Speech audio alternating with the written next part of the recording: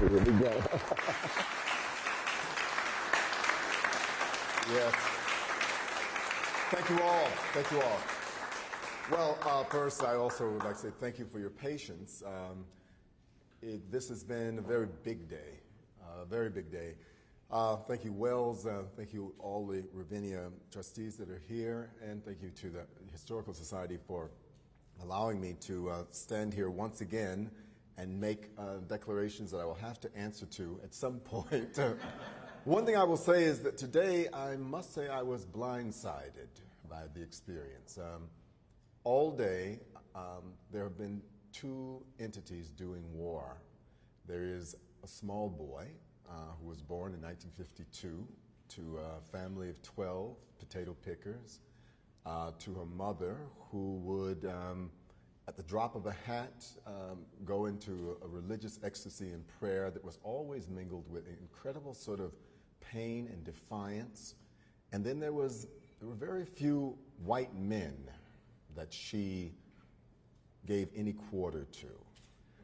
You have to realize this is the person who saw her mother whipped by the farmer that they worked for when she wanted to go from the plantation they worked on to take care of an aunt that was in childbirth and who subsequently died, and she tried to sneak away, and he caught her and brought her back and lined all of her children up, and he took out what they called the manhandler, which was a strap.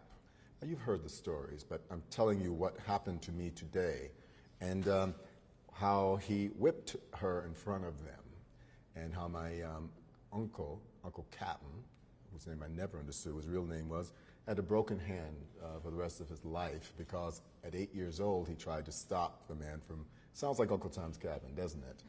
This was somewhere, I imagine, 1930. That boy was born in 1952, and as we all know, in 1954 was Brown versus the Board of Education. That young boy was full of idealism and love, and wanted to believe there was a world that there were honorable things such as emancipation and that there would be justice. And then there was a man who's been fighting all day, a man who has maybe allowed more alienation and cynicism to creep into his soul than he would like to admit. A man who has very few heroes, because we all know that we can be betrayed now if we love too much or if we believe any narrative without questioning. And this man and this boy have been fighting all day. Very, very moved, and I'm assuming that this is the ferment that's going to allow me to deliver a work that will be worthy of its topic. To be standing here at this moment in front of this bed, I have goosebumps. I didn't know until reading recently the biography about this huge man who spent his last hours lying diagonal across that rectangular surface. And as a choreographer and an abstractionist, I think he gave me my stage picture. The rectangle stage and that traverse, the diagonal, will be the spine of my formal investigation. Now all the rest we leave open to the gods. What will the vocabulary be? What will the music be? Will it be folklorical?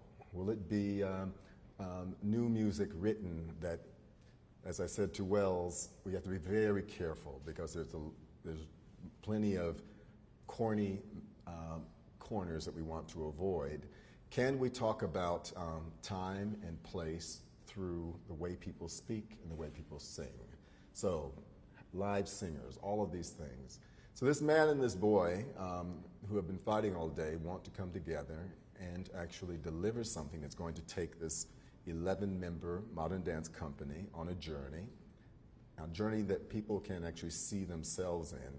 I believe, I don't know who said it, I think Picasso maybe said it, but some people would say that when you make a portrait of a subject, the artist can never hope to do more than make a portrait of themselves.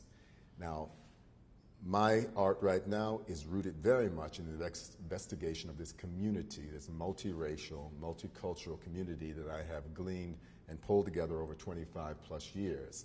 So can we make a portrait that is of our group, which if you think about it, the reason I have the courage to have the company that I have in such a divisive time is because I think of something that this man stood for and how his teachings were transmitted through the likes of Martin Luther King and others. Can this company deliver a picture that you can see yourselves in as well? So, if I were the orator that Mr. Lincoln was, I would call on the gods of our forefathers and maybe the gods of the future to guide my hand,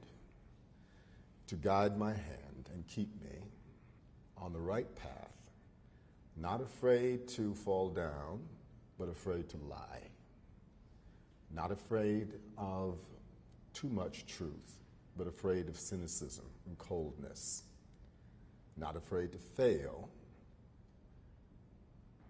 but opening myself up to a kind of success that I cannot possibly imagine. So I won't speak more, but come with me and guide my hand. Thank you very much. Thank you.